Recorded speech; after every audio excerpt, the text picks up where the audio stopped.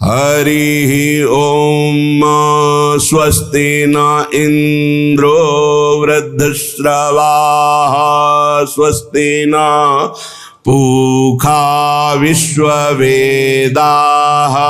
स्वस्ति नाक्षो अरिष्टनेमिः स्वस्ति नो बृहस्पतिर्दधातु प्रखदस्वा मरुताः प्रश्निमातरः सुभञ्जावानो विदधे खुजगमयः अग्निर्जिह्वा मानवः सूरचक्षसो विश्वेनो देवा अवशागमन्यः भद्रं कर्णेभिः शृणुयाम देवा भद्रं पश्येमाक्षभिर्यजत्राः स्थिरैरङ्गैस्तुष्टुवागुंसस्तानो निर्व्यासेमहि देवहितं जदायुः शतमिन्नो शरदो अन्त्रिदेवास्जत्रा नश्चक्रा जरसन्तनूनां पुत्रासो जत्रा पितरो भवन्ति मानो मध्यायिर्घतायुर्गन्तोः आदित्यौरादितिरन्तरिक्षमादितिर्माता स पिता स पुत्रः विश्वे देवा आदितिः पञ्चजना आदितिर्जातमदितिर्जनित्वम् द्योः शान्तिरन्तरिक्षगुं शान्तिः पृथिवी शान्तिरापः शान्तिरोषधयः शान्तिः वनस्पतयः शान्तिर्विश्वे देवाः शान्तिर्ब्रह्म शान्तिः सर्वगुं शान्तिः शान्तिरेव शान्तिः सामा शान्तिरेधि यतो यतः समीहसे ततो नो अभयं कुरु सन्नः कुरु प्रजाभ्यो भयं नः पशुभ्यः।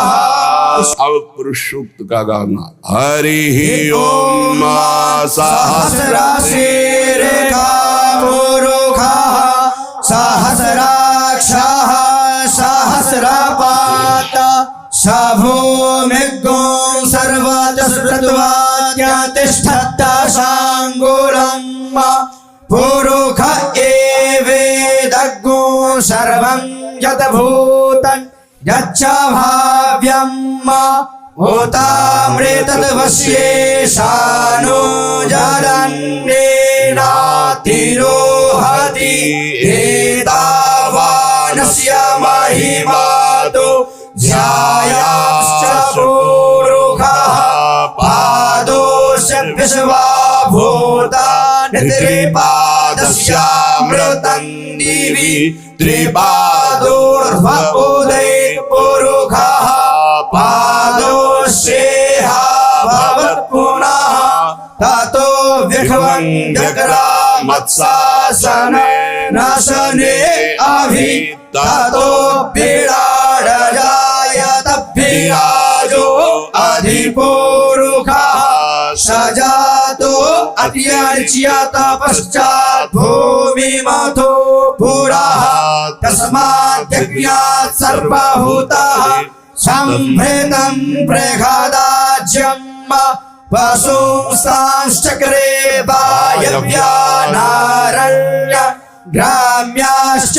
जे तस्मात् यज्ञात् सर्वभूतरेचः सावाणि जज्ञिरे छन्दागुंसि जज्ञिरे तस्माद्यजुस्तस्मादजायत तस्मादश्वा अजायन्त जे केचो भयादतः गावो हजज्ञिरे तस्मात् जाता अजावयः तञ्जयं बर्हिः प्रोक्षम् उरुखं जातमग्रतः तेन देवा अययन्त साध्य ऋषयश्च यदुरुखं यदधुः कतिधाभ्य कल्पयन् मुखं किमस्यासीत् किं बाहो किमोरुपादा उच्यते ब्राह्मणोऽस्य मुखमासीत् बाहुराजन्यः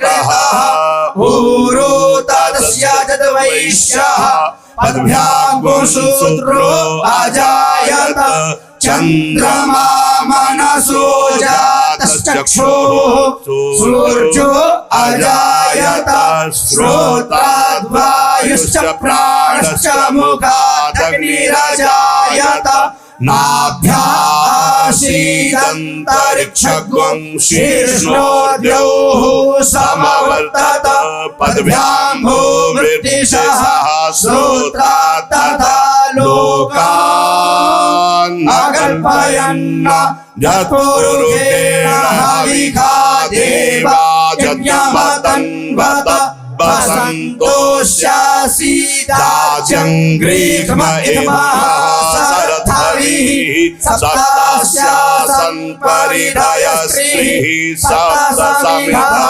कृताः देवा यज्ञजन्तन्वाना अवधनं पुरुकं पशुं जज्ञेन जज्ञमयजन्त देवास्तानि धर्माणि प्रथमान्यासन्न देहनाकं महिमानः सचन्त यत्र पूर्वे साध्याः सन्ति देवाः।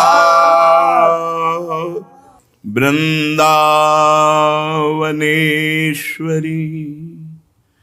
तवैव पदारविन्दं प्रेमामृतैकमकरन्द रसौघपूर्णम्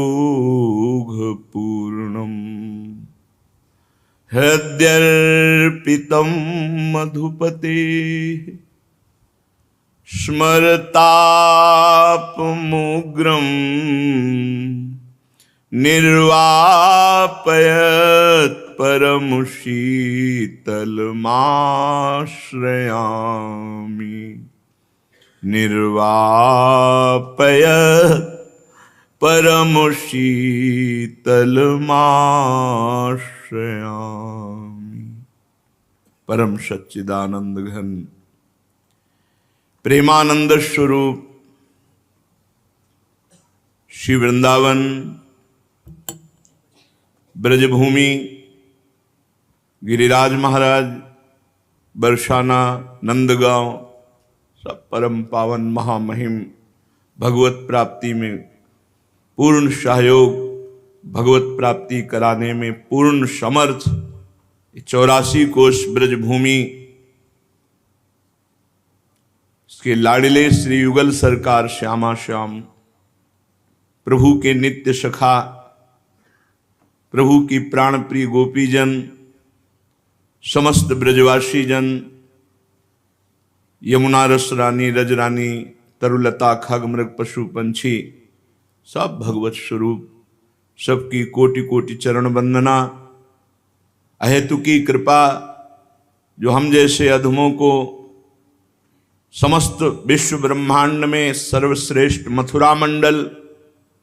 मथुरा मंडल में ब्रजभूमि, ब्रजभूमि में गोष्ठ वृंदावन, गोपी वृंदावन, नवनिभृत निकुंज वृंदावन, हमें ऐसी महापावन भूमि में आने को, समय व्यतीत करने को, आजीवन वास करने को ये जो प्रियालाल ने हेतु की कृपा करके दिया, बस उनकी शरण में है यही कह सकते हैं। उनकी शरणागति से हमें सौभाग्य मिला।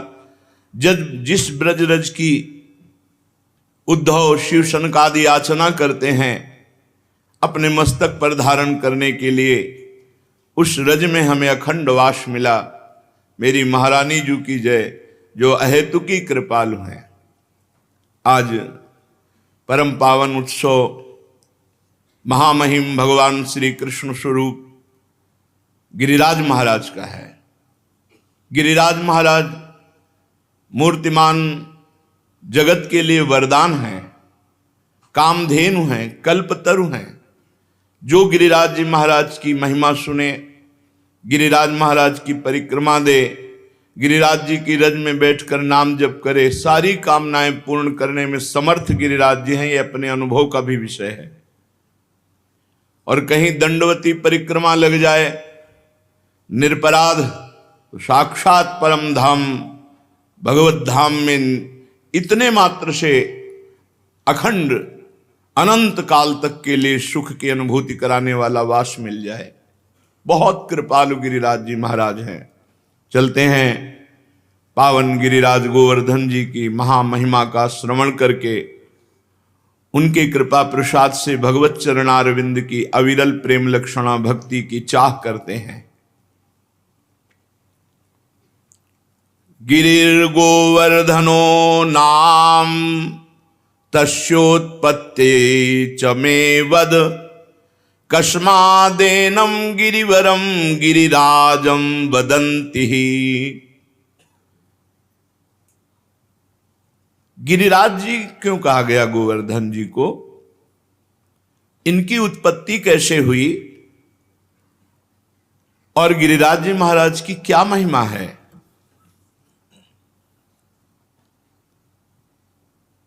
श्री नंद बाबा ने गर्गाचार्य जी को प्रेरित किया महिमा वर्णन करने के लिए। उपनंद आदि बड़े बड़े महापुरुष ये सब बैठ करके गिरिराज महाराज की महिमा सुन रहे हैं। साक्षात परिपूर्णतम भगवान श्री कृष्णचंद्र जो असंख्य ब्रह्मांडों के अधिपति हैं, कर्तुम अकर्तुम अन्यथा कर्तुम सर्व समर्थ हैं। जब पृथ्वी का भार उतारने के लिए स्वयं इस भूतल पर पधारे, तो उन जनार्दन ने अपनी प्राण प्रिय प्राण वल्लभा अपनी उपास्य श्री राधा किशोरी से कहा, प्रिय तुम्हें हमारे साथ भूतल में हमारे लिए चलना होगा नवनिवृत्त निकुंज से। किशोरी जी ने कहा, प्राणनाथ आप चलने की बात कैसे सोच सकते हैं? जहां वृंदावन नहीं, जहां यमुना सखी नहीं, जहां गिरिराज गोवर्धन नहीं, वहां मेरा पदार्पण हो ही नहीं सकता।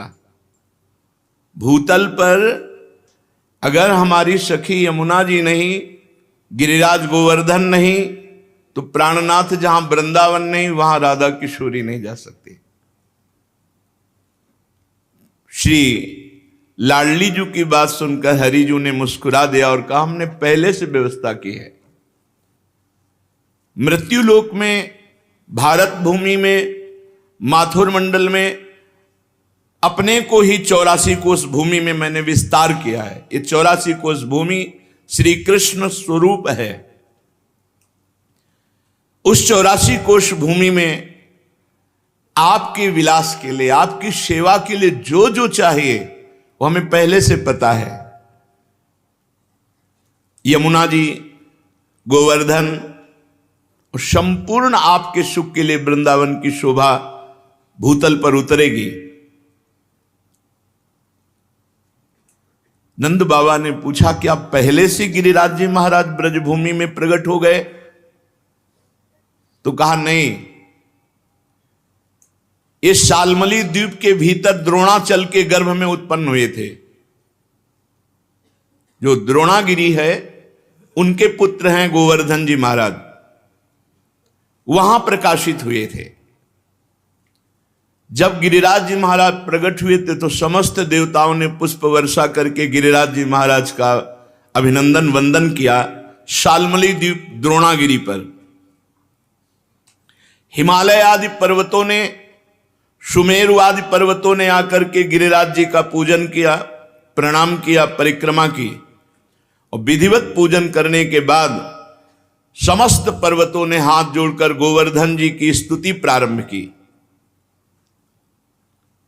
त्वं साक्षात् कृष्णचन्दस्य परिपूर्णतमस्य च गोलोके गोगणैर्युक्ते गोपी गोपाल संयुते त्वं हि गोवर्धनो नाम वृंदारण्ये विराजसे त्वन्नो गिरीणां सर्वेषां गिरिराजोऽसि साम्प्रतं नमो वृंदावनांकाय तुभ्यं गोलोकमौलिने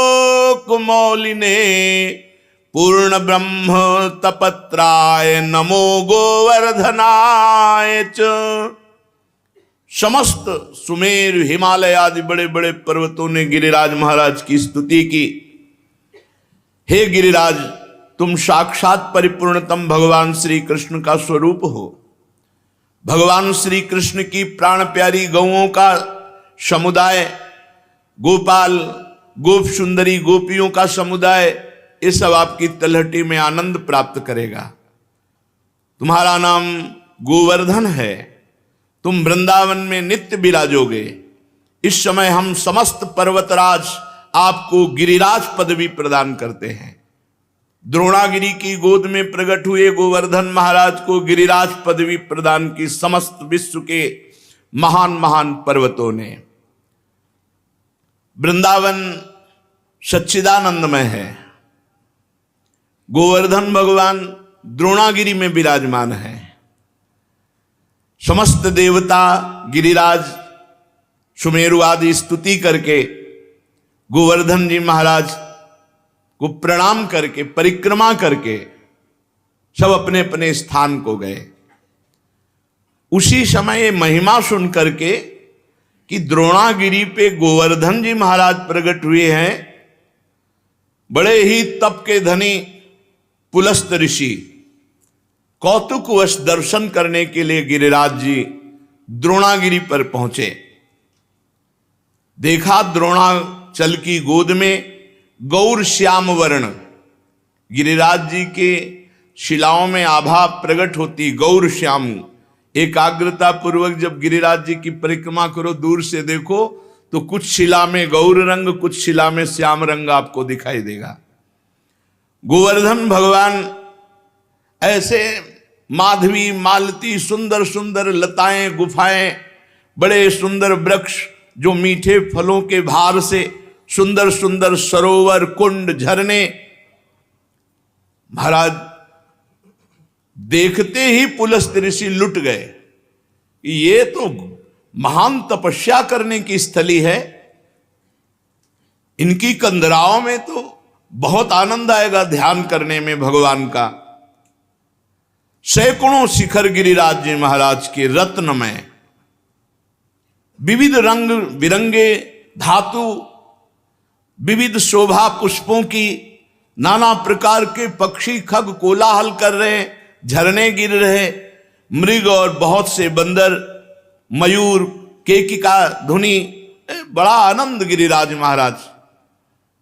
पुलस्त जी के मन में इच्छा हुई कि ये पर्वत हमारे अधिकार में आना चाहिए। गोवर्धन द्रोणाचल से कहा, द्रोणागिरी मैं तुम्हें आदेश करता हूं अपने पुत्र का मुझे दान करो।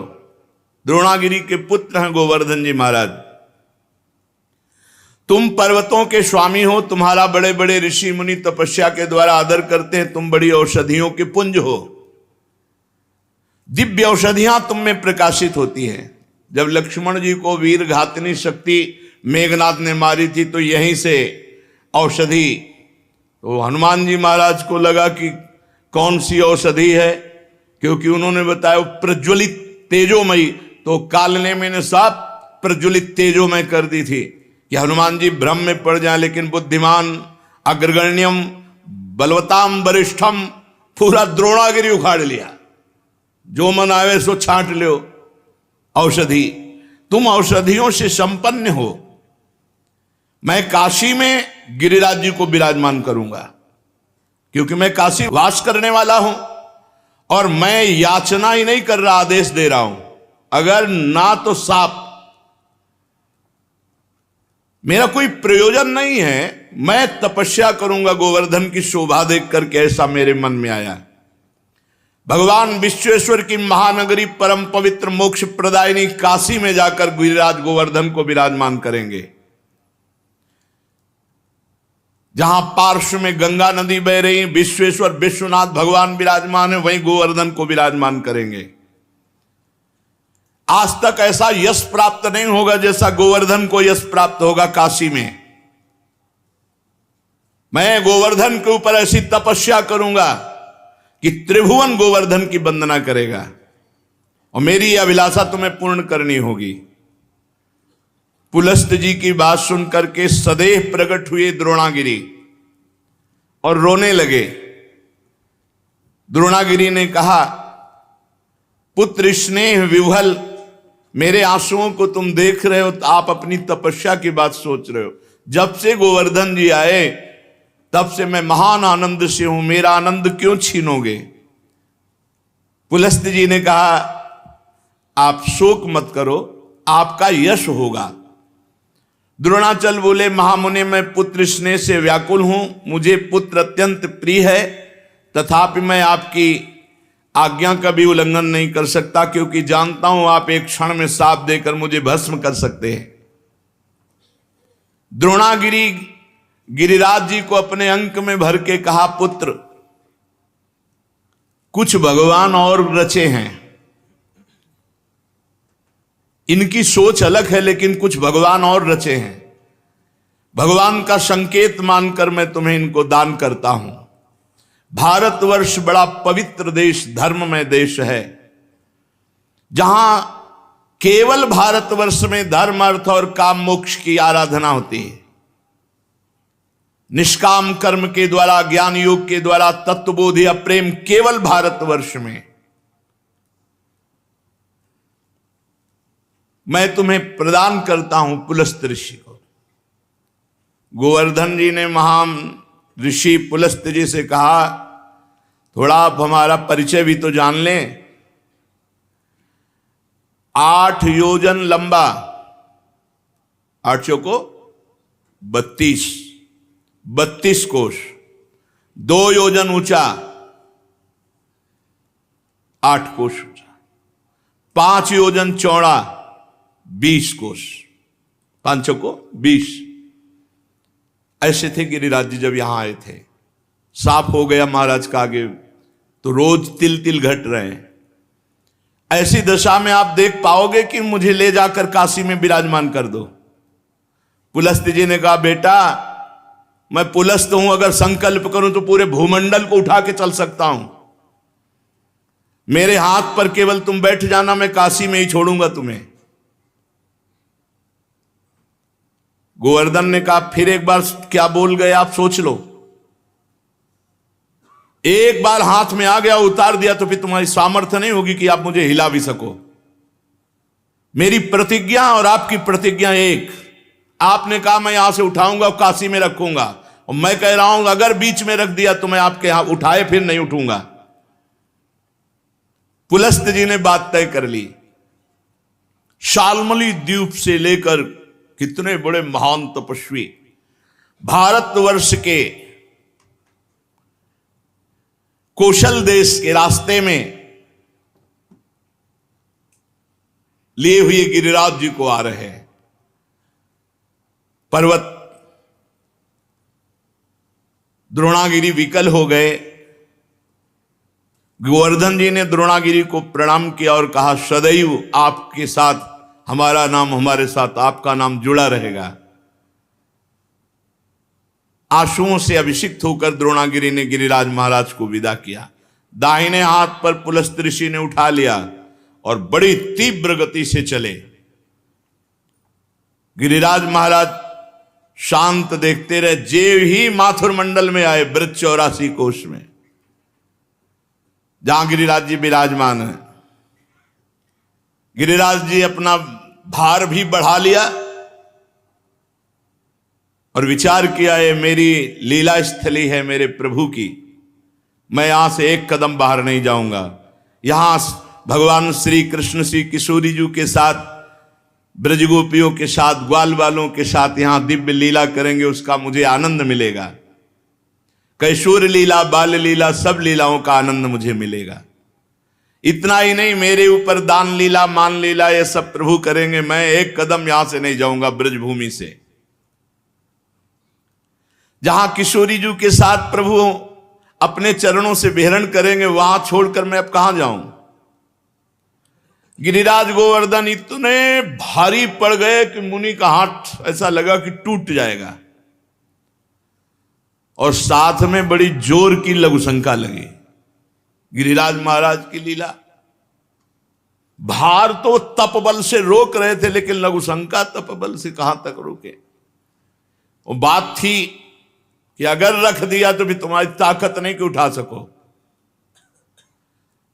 इतनी लघुशंका लगी कि वो बात भूल गए, और भार से हाथ पीड़ित तो गिरिराज महाराज जहां विराजमान है यहीं विराजमान किया, लघुशंका किया, आचमन किया, पवित्र हुए, और गोवर्धन से गाओ कर कमल में विराजमान हो। बोले खत्म खेल, हमारी और आपकी प्रतिज्ञा थी कि आप रख दोगे, उठा नहीं पाओगे, तो उनका तुम्हारे आने से मैं अभी उठाकर तुम्हें ले चलता हूं। पुलस्त ऋषि ने अपना सारा तेज तप बल सब लगा दिया, गिरिराज महाराज टस से मस नहीं हुए। मुनि ने कहा दैन्यता पूर्वक, गिरिराज तुम मेरी शक्ति का उपहास मत करो, मुझे अभी क्रोध तुम पर नहीं आ रहा है। मैं बहुत प्यार से तुम्हें द्रोणागिरी से, सालमली द्वीप से लाया हूं काशी ले जाने के लिए। तुम मेरी भावना में बाधा मत पहुंचाओ। गिरिश्रेष्ठ चलो, भार अधिक मत बढ़ाओ। मैं जान गया हूं कि तुम रूठ रहे हो, लेकिन शीघ्र तुम्हारा सम्मान काशी में होगा। गोवर्धन जी ने कहा मेरा दोष नहीं है, आपने कोई मुझे यहां स्थापित नहीं किया है कि आप हमको लाके यहां से स्थापित किया। हमारी प्रतिज्ञा थी, धरना मत बीच में, क्यों रख दिया बीच में। कोई लघुशंका, इसके हम जिम्मेवार थोड़ी है। अब मैं यहां से एक कदम भी नहीं जाऊंगा, तुम्हारी ताकत नहीं कि यहां से ले जाओ। अब तो पुलस्त मुनि की सारी इंद्रियां क्रोध से व्याकुल हो गईं और ओंठ फड़कने लगे। उन्होंने कहा तुम हमारा सारा उद्यम व्यर्थ कर दिया है द्रोण पुत्र गोवर्धन। मैं तुम्हें शाप देता हूं कि आज के बाद तुम तिल तिल रोज घटोगे।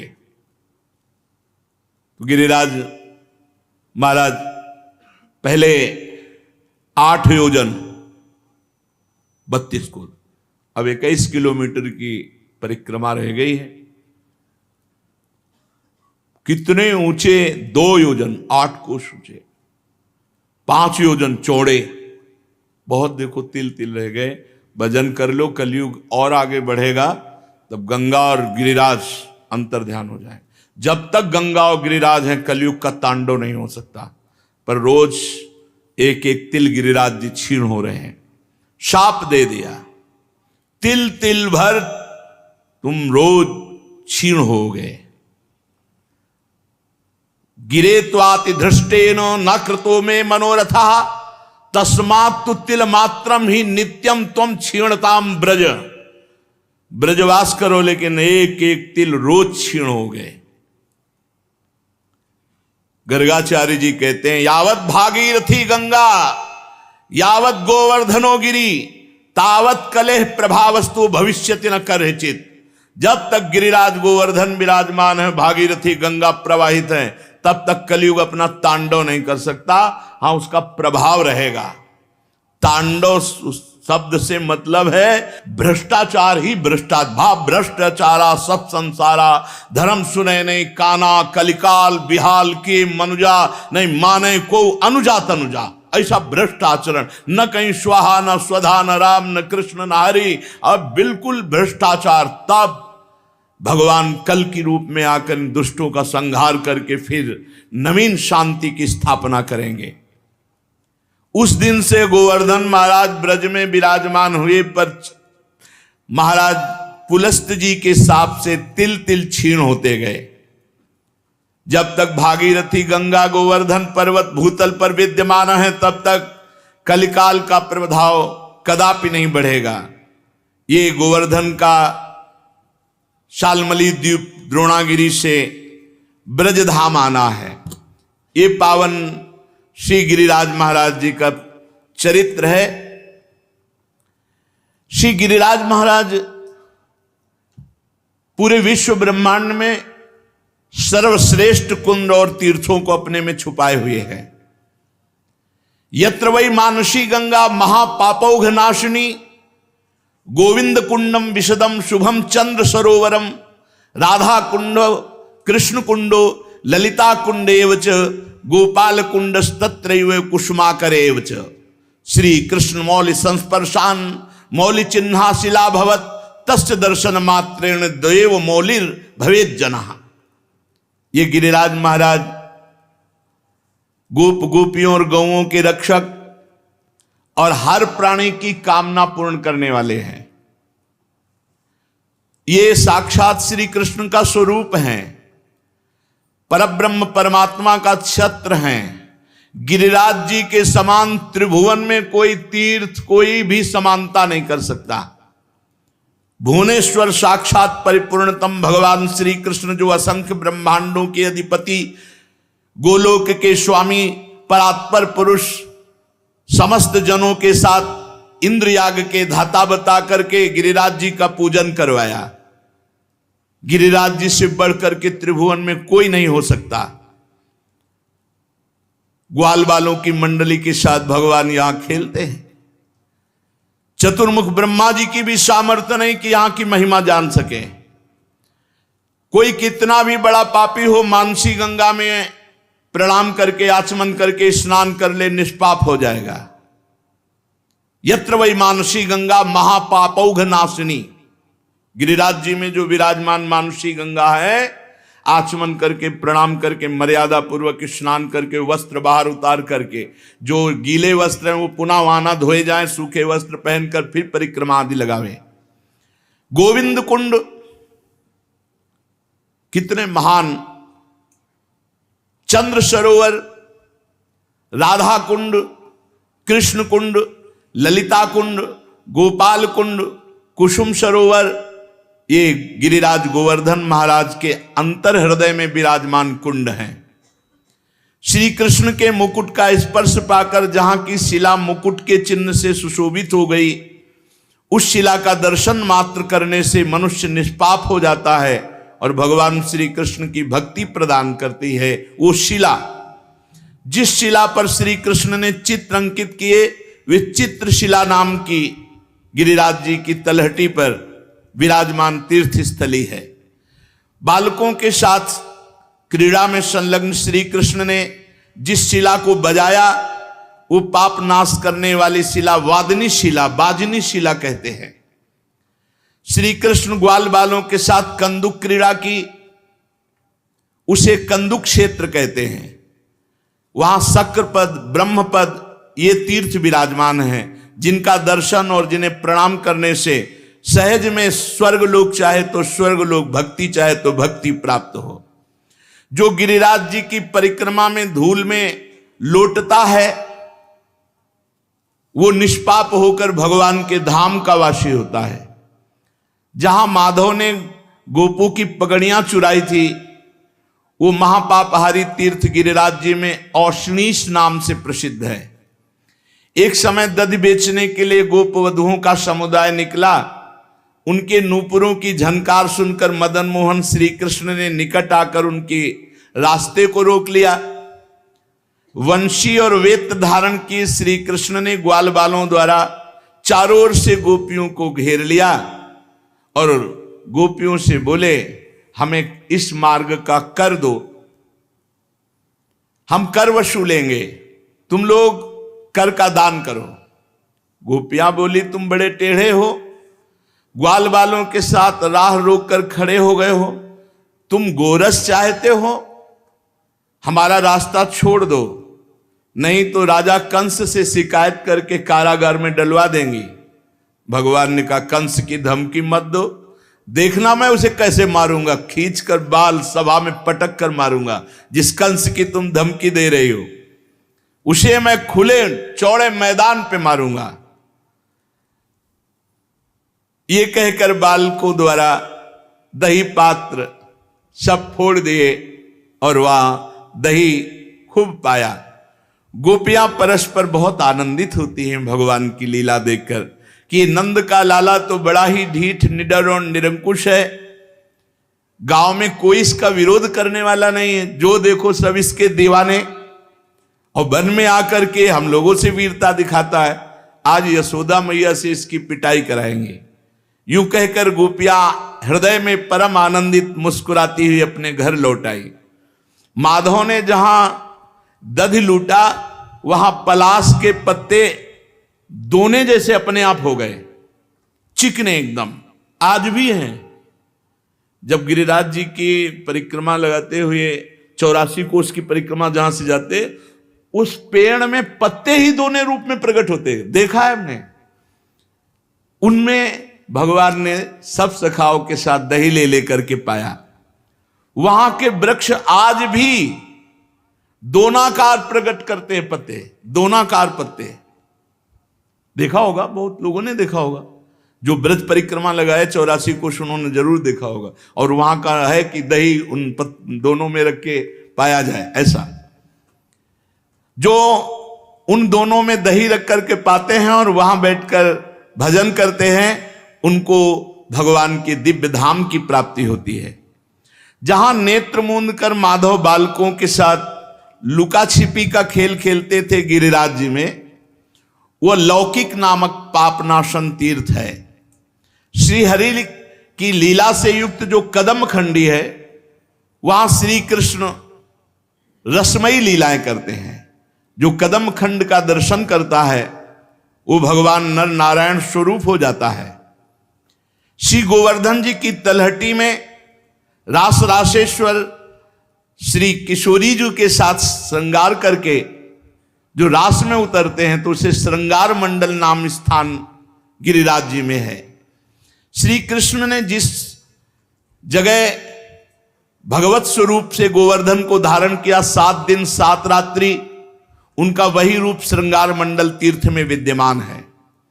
जब कलयुग के 4800 वर्ष बीत जाएंगे, तब श्रृंगार मंडल क्षेत्र में गिरिराज की गुफा के मध्य भाग से सबके देखते देखते श्री हरि का जो स्वरूप प्रकट होगा, वो श्रीनाथ जी के नाम से जाना जाएगा। प्रकट हो चुके हैं, क्योंकि 4800 वर्ष तो पूर्ण हो गए, तो श्रीनाथ जी महाराज मध्य से प्रकट हुए। देखो, जो शास्त्र में लिखा है वो अक्षरशः सत्य है।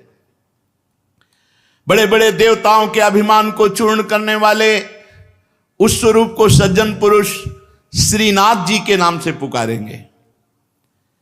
गोवर्धन पर्वत श्रीनाथ जी की बड़ी अद्भुत लीलाएं हुआ करती है।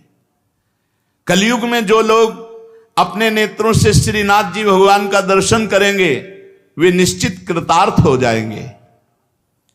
भारत के चारों कोनों में जगन्नाथ, श्रीरंगनाथ, श्री द्वारिकानाथ, श्री बद्रीनाथ भगवान विराजमान है। भारत के मध्य में श्री गोवर्धन नाथ के नाम से विद्यमान है।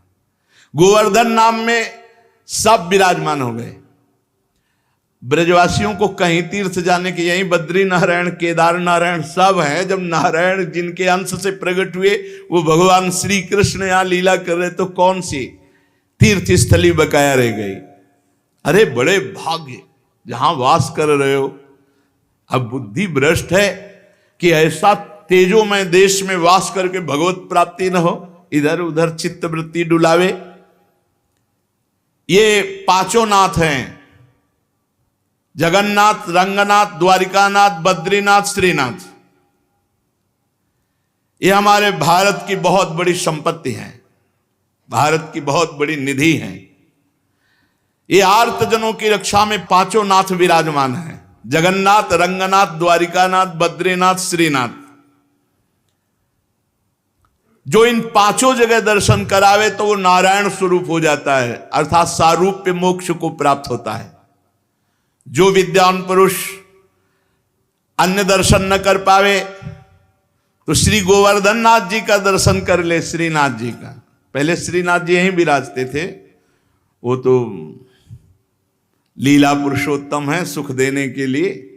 नाथ द्वारे में विराजमान है। जो गोवर्धन पर्वत देवदमन श्रीनाथ जी का दर्शन कर लेता है, पृथ्वी के समस्त तीर्थों और भगवत स्वरूपों के दर्शन का फल प्राप्त हो जाता है।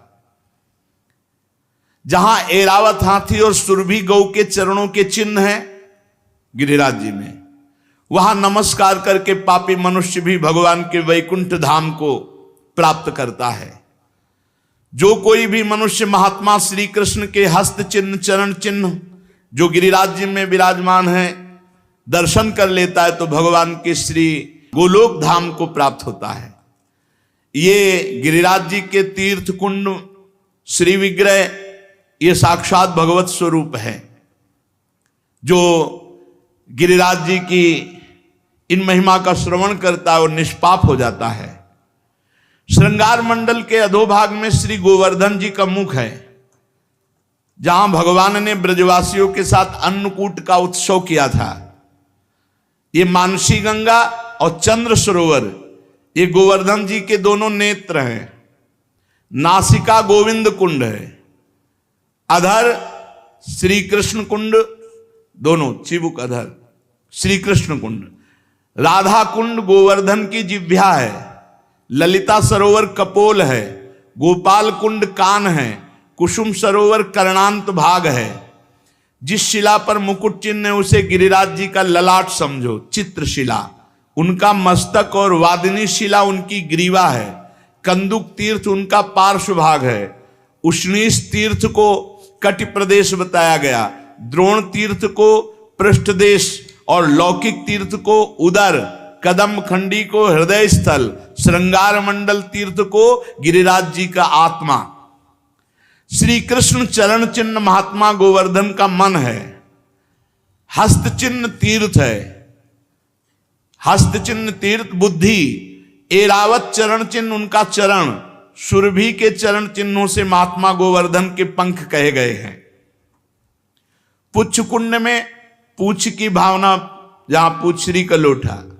वत्स कुंड में उनका बल, रुद्र कुंड में क्रोध, इंद्र सरोवर में कामना पूर्ति की स्थिति रखी गई है। गिरिराज जी में कुबेर तीर्थ उद्योग स्थल, ब्रह्म तीर्थ प्रसन्नता, पुराणवेत्ता पुरुष यम तीर्थ में गोवर्धन के अहंकार की स्थिति बताते हैं। मैंने ये गिरिराज जी के समस्त अंगों का जो पापनाशक और भगवत भक्ति प्रदान करने वाला है, इसे जो श्रवण करता है योगीजन दुर्लभ गोलोक नामक परम धाम में जाता है।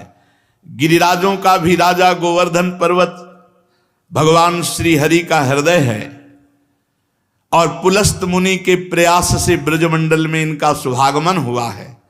इनका दर्शन, इनकी परिक्रमा समस्त शोकों का नाश करने वाली है। एक समय की बात है कि गोदावरी तट पर एक ग्राम में एक ब्राह्मण रहता था। तो वो अपना ऋण लेने के लिए, कोई धनी मानी मथुरापुरी में रहते थे तो यहां आए। वो अपना कार्य पूरा करके जब घर को लौट रहे थे तो रास्ते में गिरिराज गोवर्धन जी मिले। तो ऐसा सुंदर पत्थर का टुकड़ा ऐसे देख करके उनको लगा कि साथ ले जाना चाहिए। एक बात ध्यान रखें, गिरिराज जी को साप मिल गया है इस बात के लिए कि ब्रज से बाहर नहीं जाना चाहते थे। और अगर किसी ने गिरिराज जी को ब्रज से बाहर ले जाने की चेष्टा की तो साप का अधिकारी होगा, अपने आप उसका पतन शुरू हो जाएगा। ये मत सोचो कि गिरिराज जी की शिला की महिमा सुनी तो ले जाकर ब्रजमंडल के बाहर विराजमान कर लें, ये सिद्धांत नहीं है।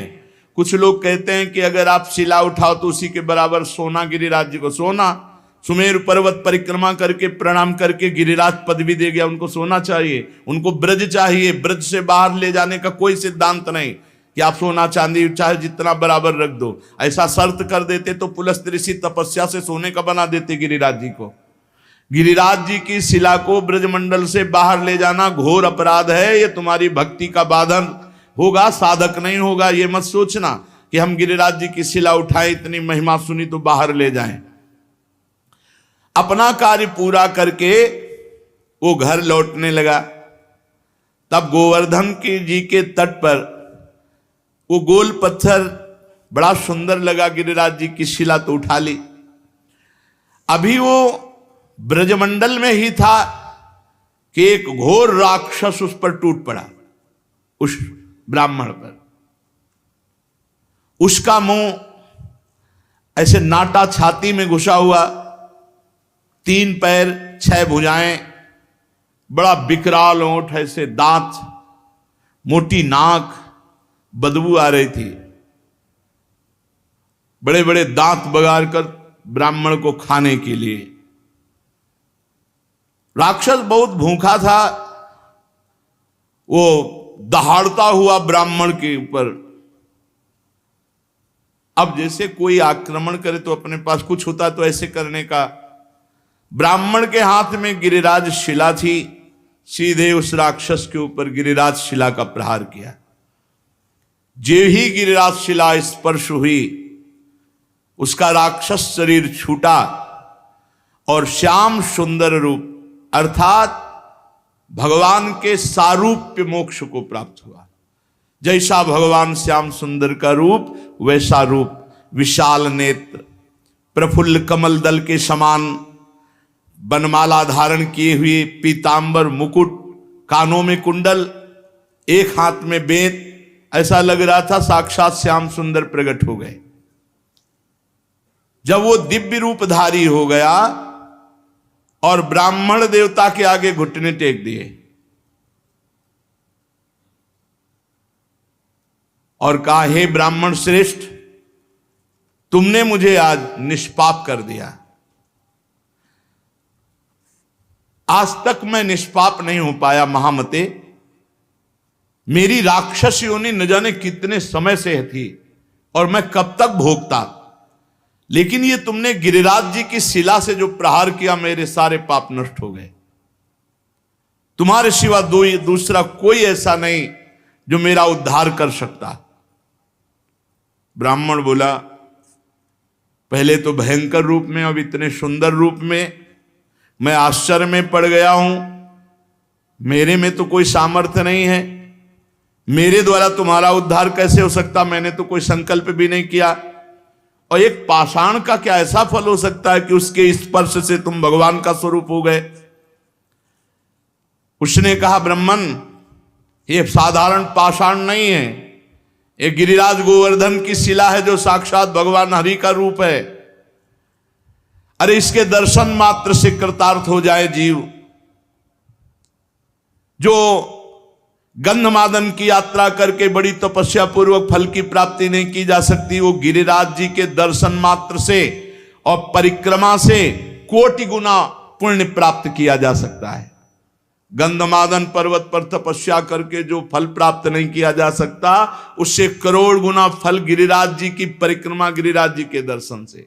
पर परिक्रमा करने वालों से प्रार्थना है, ये जो आधुनिकता लेकर के ब्रज में आते हो, कृपा करके ऐसी परिक्रमा दूषित मत करो। परिक्रमा लगानी है तो नंगे पैर लगाओ,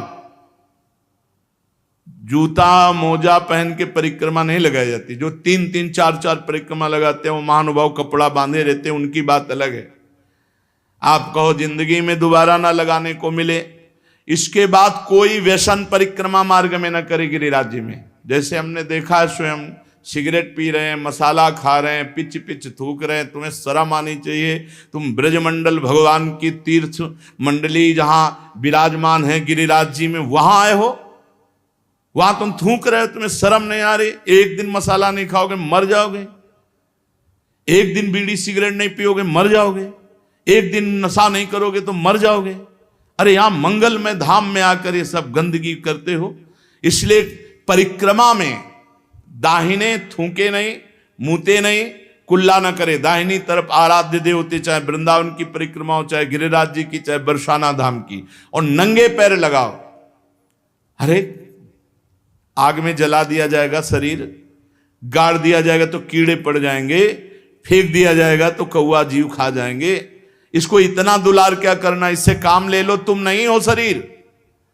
और सब सह जाता है शरीर, सब सह जाता है और सामर्थ होती है। हमने देखा है दंडवती लगाते लगाते जब हार जाए और छाती रख के तलहटी पे पड़े हो गिरिराज जी का चिन्ह, फिर नई सामर्थ, फिर नया एक उत्साह। और सिद्ध बात, गिरिराज जी कामना पूर्ण करने वाले, सिद्ध। महिमा सुनी थी, गुरुदेव भगवान कृपा करके आगे आगे दंडवती, पीछे पीछे दंडवती। मन में संकल्प उठा था कि भगवान का साक्षात स्वरूप गिरिराज जी हैं, क्या गिरिराज जी में हमें भगवान की कोई ऐसी इशारा, कोई ऐसा भाव, कोई ऐसा मन में था। पंडित गया प्रसाद जी की समाधि के आगे, अन्योर के पहले, खाली एकांत में सुबह 4 बजे वह दंडवती, आगे आगे गुरुदेव भगवान पीछे। बीच रास्ते में ऐसे कमर में ऐसे हाथ रख खड़े हुए, ला बाबा रुपया। मुझे लगा कि ब्रजवासी बालक हैं ऐसे, लगा इतने समय 4 बजे, पास गांव होगा, खेल ज्यादा दिमाग लगाने का, जब थका शरीर और अपना मंत्र चिंतन चल रहा है तो नहीं, कहाँ रुपया है हमारे पास, ऐसे हट जाए। 10-20 रुपया एक गमछा में बांधकर कमर में रखते थे, क्योंकि गुरुदेव भगवान और साथ में श्री जी थी, तो मधुकरी मांगकर तो उदर पोषण हो गए, लेकिन श्री जी को कुछ अमनिया, तो 1-2 केला या थोड़ा मीठा अमनिया लेकर उनको भोग लगाने के लिए, हे बाबा झूठ बोले, बांधे हुए पैसे, ये कैसे। पर हमें फिर हमारा दिमाग लगा कि ब्रजवासी बच्चे हैं ऐसा, तो प्राय ऊपर तो खाली ही है और नीचे एक गमछा लपेटे तो कमर में बांधे होंगे, ऐसा अंदाज में बोल दिया। रुके, खोला और उससे 1 रुपया निकाल दे। वो मधुर मुस्कान, वो चितवन, थोड़ी देर दंडवत लगाई और एकदम लगा कि यार ये तो प्रभु थे। रुके, हम कहा महाराज जी, महाराज जी, महाराज जी रुके, को अभी ऐसा ऐसा ऐसा। सर्वाश्चर्य में गिरिराज जी की परिक्रमा लगा रहे हो, साक्षात श्री कृष्ण स्वरूप। आनंद तो ऐसे चलता ही रहता है। जब यहाँ वृंदावन आए परिक्रमा लगा के, तो भक्तिदीप जी महाराज एक महापुरुष हैं जो श्री किशोरी जी को बहन मानते हैं, बिल्कुल खास संबंध। वो बड़े महापुरुष, काफी बार उनसे पास बैठकर चर्चा करने का सौभाग्य मिला। जो ही गए से को, बाबा भगवत साक्षात्कार हुआ गिरिराज जी में? नहीं महाराज जी, हम तो ऐसे दंडवती। ऐसे कैसे कह रहे हो? हमको यहां से श्री जी ने बता दिया। कहा महाराज जी, कब दर्शन हुए? बोले आप विचार करके बताओ। हम क्या क्या वो दर्शन थे क्या जो ऐसे ठाकुर जी सामने? वही तो थे ठाकुर जी, गिरिराज जी, साक्षात भगवान का स्वरूप। गिरिराज गोवर्धन साक्षात श्री हरि का रूप है। दर्शन मात्र से निष्पाप कर देते हैं। गंधमादन की यात्रा करने से मनुष्य को जो गंधमादन पर जाकर तप करने का फल मिलता है, उससे कोटि गुणा पुण्य गिरिराज जी के दर्शन और परिक्रमा से मिल जाते हैं। बस परिक्रमा में, अब देखो परिक्रमा लगा रहे हैं, चबा रहे हैं, खा रहे हैं, भुट्टा खा रहे हैं। अरे 21 किलोमीटर है गिरिराज जी महाराज। प्रारंभ करने के पहले कुछ पा लो, बीच में प्यास लगे तो जल ले लो, और जिससे जल पियो उसको 1-2 रुपया भेंट दे दो। जो यहाँ की पद्धति, ऐसे नहीं कि प्याऊ में ऐसे पिया नहीं, एक किसी का प्रतिग्रह यहाँ मत ब्रजमंडल में स्वीकार करो। अगर पानी पियो तो 2-4 रुपया दे दिया उनको, और फिर परिक्रमा लगाओ मौन होकर। ये प्रपंच की बातें करते, परिक्रमा में सब तुम्हें हृदय की ग्रंथि खोल ली है। प्रपंच क्या देखो ना, दुनिया की बातें। अरे भगवान के धाम में आकर आप सोचो, यहां सुगंध फैलानी चाहिए कि दुर्गंध? बीड़ी, सिगरेट, तमाकू, पान मसाला, शराब, ये सब भैया बाहर छोड़ो ब्रज 84 कोस के। यहां आओ तो कमाओ, भगवान का पुण्य मंगलमय धाम का आनंद प्राप्त करो। गोवर्धन महाराज में जो कष्ट सहा जाता है, वो बड़े बड़े पापों का नाश करता है, बड़े बड़े पापों। अरे ये कमाई की जगह है।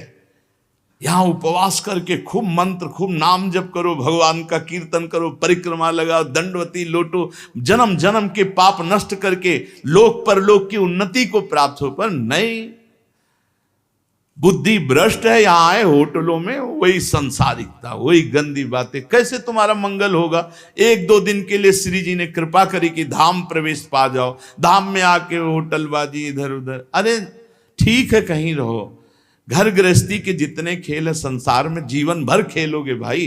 धाम आए हो, भगवान के तीर्थ जाओ, नियम संयम से रहो, कम से कम 2-4 दिन जो आए हो ब्रह्मचर्य से रहो, पवित्र आहार करो, 1 दिन उपवास जरूर करना चाहिए। तीर्थवास का एक नियम है कि कम से कम 3 दिन रहे तो 1 दिन उपवास करे, दूसरे दिन फलाहार, तीसरे दिन 1 बार अन्न ले ले और खूब साधन भजन करे। ये तो कमाई का देश है। अब देख लो, राक्षस था, गिरिराज जी के स्पर्श से श्याम सुंदर रूप हो गया। उस जो भगवत स्वरूप बना हुआ है वो बोला, मलयाचल पर 1 भार स्वर्ण का दान करने से जिस पुण्य फल की प्राप्ति होती है, गिरिराज महाराज में 1 बार लौट जाने से उस फल की प्राप्ति होती है। रज में लौट गए, इस सुख को कौन जाने। वृंदावन के गुणन सुन हित सो रज में लोट, जय सुख को पूजत नहीं मुक्ति आदि सतकोट। ये यहां का लाभ है। अरे भाई रज में लोटो, आचमन करो, बैठ के भजन करो, कीर्तन करो। जो मंगल प्रस्थ पर्वत पर ब्राह्मणों से वेद पाठ करवा करके उनको दक्षिणा दे, भगवान विष्णु के शास्त्र नाम का पाठ करवावे, वो जो फल प्राप्त होता है वो गिरिराज जी की तलहटी में बैठ के थोड़ी देर नाम कीर्तन करने से प्राप्त हो जाता है। थोड़ी देर भगवान नाम कीर्तन गिरिराज जी की तलहटी में। अरे लाभ लो भाई, ब्रजमंडल में आए हो जरूर जाना गिरिराज जी। बस नशा वशा गंदी बातें मत करो, उपवास करके दर्शन करो। 1 दिन उपवास करके देखो, सारे पाप नष्ट हो जाएंगे। मानसी गंगा में स्नान करो, राधा कुंडाचमन, कृष्ण कुंडाचमन, रज में लोटो, परिक्रमा। कितना मंगलमय देश है ब्रज 84 कोस। गिरिराज जी के समान पुण्य प्रदान करने वाला कोई भूमंडल पे दूसरा तीर्थ नहीं है। ऋषभ पर्वत, कूटक पर्वत, कोलक पर्वत, सोने से मढ़ी हुई सींग वाली 1 करोड़ गऊओं का दान करने से जो फल मिलता है, गिरिराज गोवर्धन की संपूर्ण तीर्थ स्थली के दर्शन मात्र से प्राप्त हो जाएगा। जैसे बताए गए जो तीर्थ स्थलियां, इनमें भ्रमण किए, ब्रजवासियों से पूछ ले, वो बता देंगे कि अमुक जगह। एक परिक्रमा जो रोड वाली है उसमें तो आप ज्यादा दर्शन आदि का लाभ नहीं ले सकते, लेकिन अंदर वाली जब परिक्रमा करेंगे और एक ब्रजवासी कोई गाइड करने वाला हो तो वो सब ये छुपे हुए जो तीर्थ स्थल हैं सबके दर्शन करा देंगे। गोवर्धन पर्वत की यात्रा करने से 1 करोड़ सोने से सींग बढ़ाकर गौ में दान करने का जो फल ऋषभ पर्वत, कूटक पर्वत, कोलक पर्वत पर है, वो गिरिराज जी की यात्रा मात्र से पूर्ण हो जाता है। ऋषिमुख, सहगिरि, देवगिरि की संपूर्ण यात्रा और पृथ्वी की पूरी परिक्रमा करने का जो फल है, उससे करोड़ गुना फल गिरिराज जी की लूट लूट करके प्रदक्षिणा करने से प्राप्त हो जाता है, अर्थात दंडवती परिक्रमा से। भविष्य काल में उसका मंगल नहीं हो सकता जो एक बार गिरिराज जी से प्रीति कर ले। जय गिरिराज महाराज। श्री शैल पर 10,000 वर्ष तक जो तप और यज्ञानुष्ठानों का फल मिलता है, गोवर्धन के पुच्छ कुंड में, जहां अप्सरा कुंड है पुछरी की लोठा के पास, स्नान करने से वो फल प्राप्त हो जाता है। जो गोवर्धन पर्वत पर उत्तम ब्रजवासी ब्राह्मणों को पवाकर दान देता है, वह स्वर्ग चाहे तो स्वर्ग, भगवान के वैकुंठ धाम को चाहे तो वैकुंठ धाम की प्राप्ति होती है। धन होए ना तो ये लाभ लेना चाहिए। भगवान के तीर्थों धामों में जाकर के भूखों को भोजन देना चाहिए, पूज्य जनों को कुछ दक्षिणा भोजन ऐसे करना चाहिए। भगवान दिए हों तो करना चाहिए। यहाँ 1 का लाखों भगवान देते हैं, मिलेगा। थोड़ा धैर्य रखो। समय, खेती भी बोई जाती तो अपने समय से फलीभूत होती है। चित्रकूट पर्वत पे रामनवमी के दिन पयस्वनी मंदाकिनी में बैसाख की तृतीया को पारियात्र पर्वत पर, पूर्णिमा को कुकुराचल पर, और द्वादशी को नीलाचल जगन्नाथपुरी में, सप्तमी को इंद्रकील पर्वत पर जो दर्शन करने से पुण्य होता है, परम लाभ होता है, गोवर्धन गिरिराज जी में किसी एक कुंड में स्नान करने से उसका फल प्राप्त हो जाता है। किसी एक कुंड पर बड़ा योग लिखे हुए हैं कि जैसे बृहस्पति के सिंह राशि पर स्थित होने पर गोदावरी में, कुंभ राशि पर हरिद्वार में, पुण्य नक्षत्र पुष्कर में, सूर्य ग्रहण कुरुक्षेत्र, चंद्र ग्रहण काशी में, एकादशी के दिन शुकर तीर्थ में, कार्तिक पूर्णिमा को गढ़मुक्तेश्वर में, जन्माष्टमी के दिन मथुरा जेल में, द्वादशी के दिन खांडोवन में, कार्तिक पूर्णिमा को वेंकटेश्वर नामक महावट, मकर संक्रांति तीर्थराज प्रयाग में, वही धृति योग बृहस्पति, रामनवमी के दिन अयोध्या में।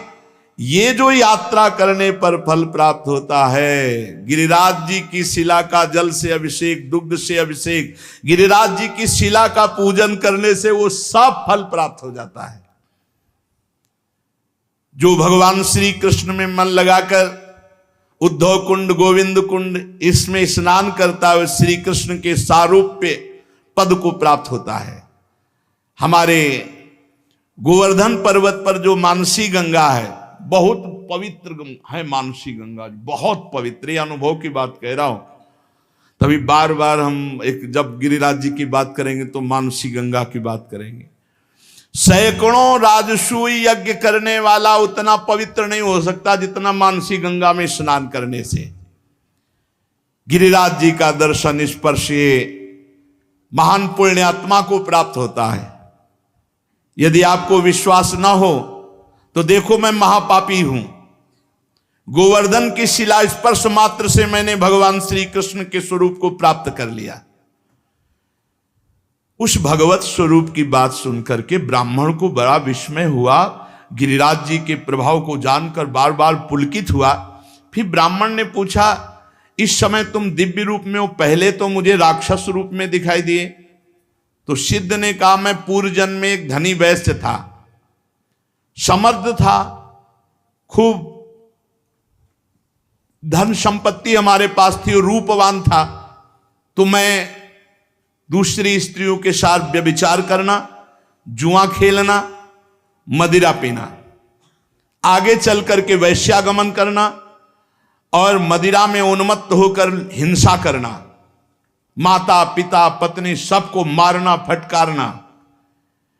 एक दिन मैंने ऊब करके अपने मां बाप को जहर देकर मार डाला और पत्नी की तलवार से काटकर हत्या कर दी और स्वच्छंद रूप से फिर वैश्यागमन आदि अपराध करता रहा। लूटपाट का काम करने लगा क्योंकि धन की आवश्यकता थी।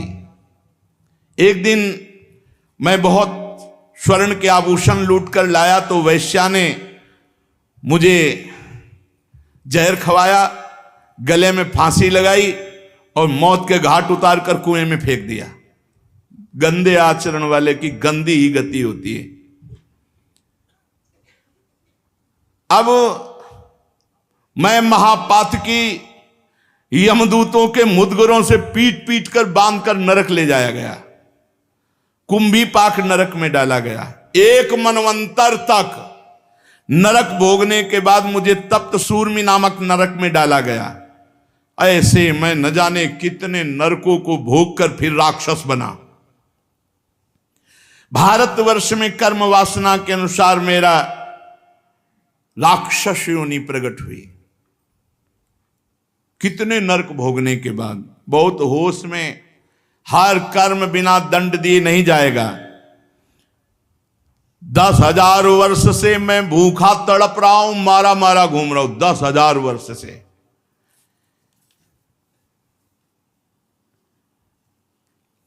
यमुना के सुंदर तट पर आज मुझे उद्धार का अवसर मिला।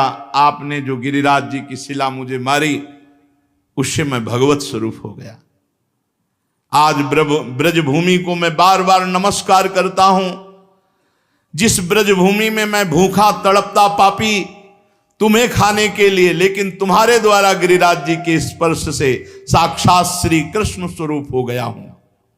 इस प्रकार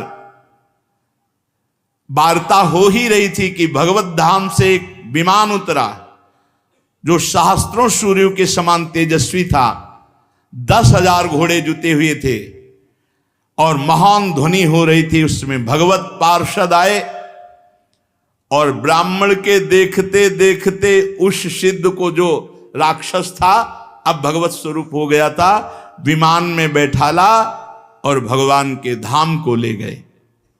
निकुंज विलासी श्री प्रिया प्रीतम की पावन प्रेम स्थली, क्रीड़ा स्थली है। श्री गिरिराज महाराज, नंदगांव, बरसाना, ये सब महान महान तीर्थराज। प्रयाग भी यहां आकर अपने पापों का प्रायश्चित करते हैं। जो तीर्थों से पाप इकट्ठा करते हैं उनको यहां भस्म करते हैं आकर। इसलिए हम सब सौभाग्यशाली जो हमें ब्रजभूमि में आने को मिला, वास मिला। अब हम अपने जीवन को ऐसी एक धारा में देखो, जो कर्म करोगे उसका आपको फल भोगना पड़ेगा। चरित्र सुन करके भयभीत होना चाहिए और भगवान की शरण में जाना चाहिए और वो उपाय करना चाहिए जिससे हम निष्पाप हो जाएं, हमें दंड भोगने को ना मिले, हमें कम से कम अगला जन्म मिले तो सुअर कुत्ता का ना मिले, फिर मनुष्य जन्म मिले और हम साधना करके भगवान की प्राप्ति करें। मनुष्य जीवन बड़ा दुर्लभ है। दुख की निवृत्ति के लिए कोई भ्रमित मत होना, बार बार आपसे कह रहे हैं। जब तक आप स्वयं अनुष्ठान नहीं करेंगे, स्वयं भजन नहीं करेंगे, तब तक आपके दुख को कोई मिटा नहीं सकता, नहीं मिटा सकता। का हिमवंत मुनीस सुन जो कछु लिखा लीला, देव दनुज नर नाग मुनि को न मेटन हार। बेकार का इधर उधर मत फंसो, स्वयं सत्संग सुनो, विवेक के द्वारा अच्छे आचरण करो, नाम कीर्तन करो, भगवान की चर्चा कहो, भगवान की चर्चा सुनो और दूसरे में भगवत भाव करके उनका मंगल सोचो। दूसरों का मंगल सोचने वाला स्वयं मंगलमय हो जाता है और दूसरों का मंगल करने वाला स्वयं अमंगल रूप हो। देखो राक्षस रूप हो गया, माता पिता को मारा, पत्नी को मारा तो घोर राक्षस बने। और मरे कैसे? जहर खवा के गला घोंट के अंधे कुएं में फेंक दिए गए और हजारों वर्ष, मनवंतर को मतलब तो बहुत होता है, ऐसे नरकों को भोग कर फिर राक्षस बने। हम लोग ब्रजमंडल में आए, सत्संग सुने। अब हमारा जीवन नीचे नहीं गिरना चाहिए, हमारी उन्नति होनी चाहिए और वो होगी नाम जप से। रज का सेवन करो, चरणामृत पियो। बहुत कौन है? बोले वो वही है अमुक। 50 तुमने नाटक में अलग अलग उसके स्वांग देखे, लेकिन आप भ्रमित नहीं हुए और आप आनंदित हुए। ये वही है, वही अमुक है। नहीं, क्यों? ये तो इस समय पुत्र बना हुआ है, एक अच्छा पिता बना हुआ है, उसमें एक दुष्ट का रोल कर रहा था, इसमें उसने साधुता का रोल किया। बोले नहीं, ये स्वांग है, उसको मैं पहचानता हूं, ये अमुक अभिनेता है, उसका नाम जानता हूं और उसके रूप से पहचान गया हूं। बस ऐसे ही भक्त होता है। वो चाहे जो स्वांग कर रहा हो पहचान लेता है कि नाम कौन? बोले राम जी। बोले रूप कौन है? बोले वही है, यही। बोले जड़ चेतन जग जीव जत सकल राम मैं जानी। कोई कहे कि यार बहुत गंदा आदमी, नीच आदमी, कैसी हरकत कर रहा था। बोले नहीं यार, तुम जानते नहीं, ये केवल उसका स्वांग था। वो पर्सनल में बहुत अच्छा आदमी है, उसका जो अलग जीवन है बहुत सात्विक जीवन है, लेकिन इतना बढ़िया वो अभिनय करता है, पूछो मत। कभी वो रावण का अभिनय करेगा, कभी वो जनक का अभिनय करेगा, कभी, लेकिन वो वास्तविक पूछो तो बहुत अच्छा आदमी। वो उसकी निंदा नहीं कर सकता, वो जानता है। ऐसे ही जो भगवान को जान गया वो किसी की भी निंदा नहीं करता, किसी के आचरणों की हो न प्रशंसा न निंदा, क्योंकि जान रहा है ये स्वांग हो रहा है। बिजली सब में एक ही है, यंत्र अलग अलग हैं। अज्ञान होने के कारण ऐसा हो सकता है कि यार बिजली का तो मतलब प्रकाश देना, ये पंखा कैसे चलता है, ये एसी कैसे? बिजली का तो मतलब प्रकाश देना। ये मोटर से पानी निकल रहा है, हीटर से गर्म। अगर बिजली का स्वभाव है तो देखो ना, इसमें एसी में ठंडा करता है तो उसमें गर्म कैसे कर, वो बिजली कैसे हो सकती है? नहीं नहीं, यंत्रों के प्रभाव से उसका प्रभाव तुम देख रहे हो, लेकिन उसकी जो सामर्थ्य है वो केवल बिजली ही है। वो इंजन दौड़ा रही है, वो मोटर चला के पानी निकाल रही, वही प्रकाश कर रही, वही गर्मी दे रही, वही ठंडी दे रही है, और वही जान ले लेती है। बिजली ही तो थी। तो पालन, सृजन, संहार, तीनों एक ही परमात्मा अपने आप से, अपने आप में कर रहा है। ये जीवन मुक्त अवस्था है। विद्या विनय संपन्ने ब्राह्मणे गव्यस्थिनी स्वनी चौसुपाके च पंडिता समदर्शिना, एक ही प्रभु विराजमान है। कैसे समझ में आएगा परमार्थ? बड़ी ऊंची बात है। और ये बात आ गई तो अब कोई बात ही नहीं रह गई। इसके बाद बात की बात आती है, प्यारे जू की प्रेम रस की बात। सुनो उद्धव जी, संपूर्ण ब्रह्मांडों की वस्तुएं जो वाणी से कही जा सकती हैं, मन से सोची जा सकती है, आंखों से देखी जा सकती है, ये सब मिथ्या है स्पष्ट।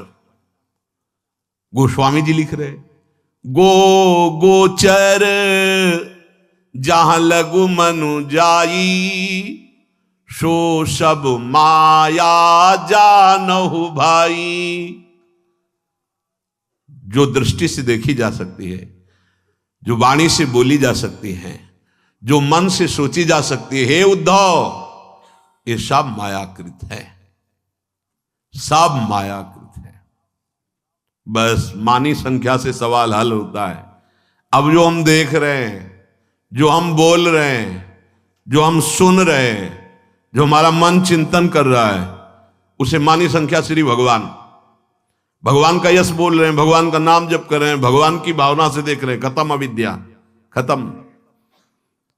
ये बात समझ लो। अगर हम किसी की निंदा स्तुति करते हैं, किसी से राग द्वेष करते हैं, कभी मुक्त नहीं हो पाएंगे। मान लो, ना कोई यहां अपना है, ना कोई पराया है।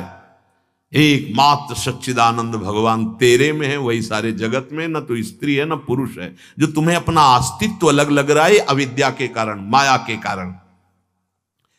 छाया प्रत्याहया भास रसंतोप्यर्थ कारिणः, य एवं देहादयो भावा यच्छन्त्या मृत्युतो भयम्।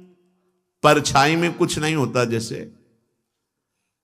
पर अचानक अगर ज्ञान न रहे, दिखाई दे तो लगेगा कोई पीछे आ रहा का, डर जाओगे।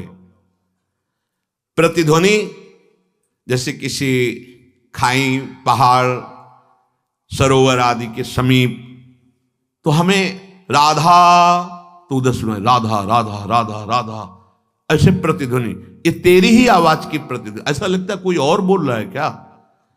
कूप में, किसी विशाल सरोवर में, नदी की कगार में, पहाड़ों के बीच में, जब हम अपनी आवाज करते हैं तो उसकी प्रतिध्वनि होती है टकरा के, राधा राधा राधा। जैसे परछाई तो किसी और की नहीं, मेरी ही है।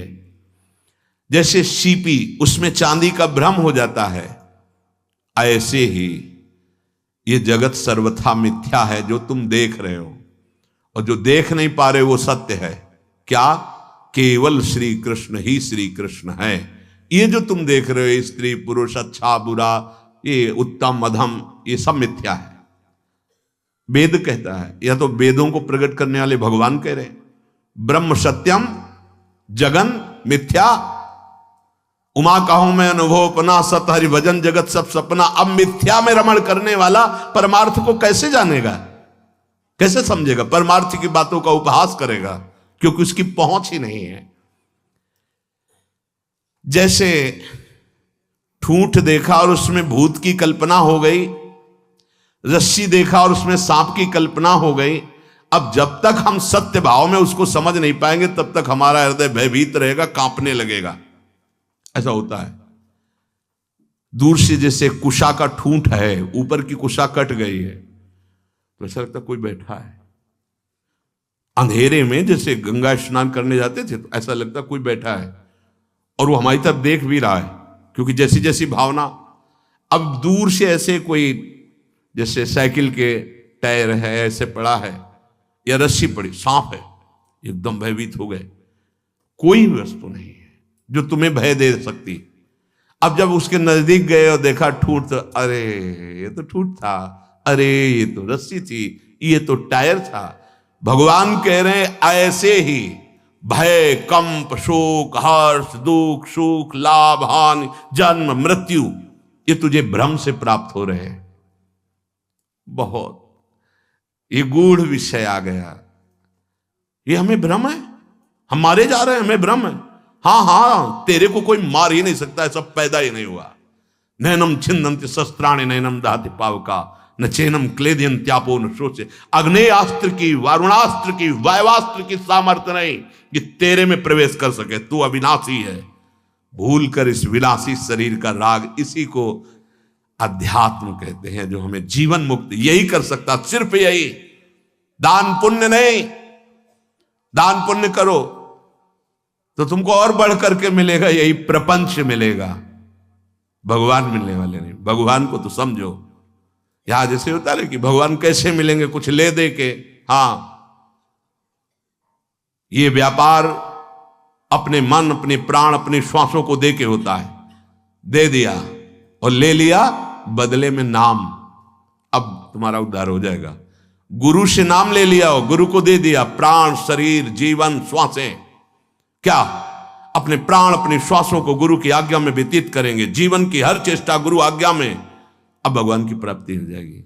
ये नहीं कि 1,00,000 2 लाख देकर तुम भगवान को प्राप्त कर लो या 1 करोड़ 2 करोड़। लक्ष्मीपति हैं, तुम्हारे और बढ़ा देंगे, ये हो सकता है, ये हो भी जाएगा, क्योंकि सत्कर्म है, दान क्रिया है, वो तो शुभ कर्म तुम्हें, जब अशुभ कर्म नहीं छोड़ता पिंड तुम्हें, तो शुभ कर्म क्यों, वो तो देगा ही, लेकिन उससे कुछ लाभ नहीं मिलने वाला। हमारी और अहम वृत्ति बढ़ेगी। लाभ ये शुद्ध परमार्थ, इसमें कहीं दान पुण्य का शब्द नहीं आया, आप देख लीजिए। शुद्ध परमार्थ भगवत प्राप्ति के लिए कहीं किसी वस्तु की आवश्यकता की बात नहीं आई है। सत्य वस्तु का केवल अनुभव